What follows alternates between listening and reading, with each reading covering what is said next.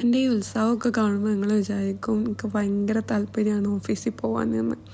അല്ല കേട്ടോ, ഇന്ന് ഭയങ്കര മടിയായിരുന്നു. ഞാൻ എന്നെ തന്നെ എങ്ങനെയൊക്കെയോ സമാധാനിപ്പിച്ച് കുത്തിപ്പൊക്കി മാറ്റി എണീപ്പിച്ച് പോണ പോക്കാട്ടോ അപ്പോൾ ഇത്.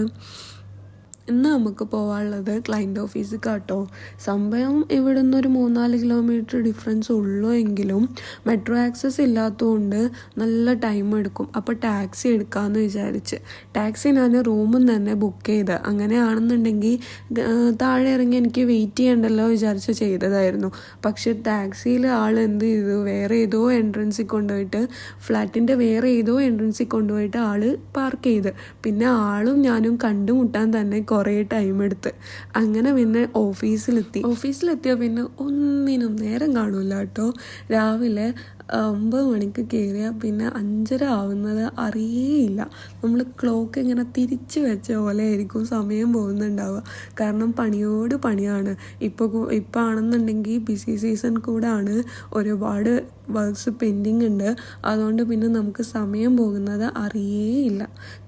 ഞാൻ അങ്ങനെ ടാക്സി എടുത്താട്ടോ വന്നേ. തിരിച്ചു വന്നപ്പോൾ ഞാൻ ഭയങ്കര നല്ലൊരു സൺസെറ്റ് കണ്ട്. എനിക്ക് ഭയങ്കരമായിട്ട് ഇഷ്ടമായി. ആകാശം നല്ല രസം.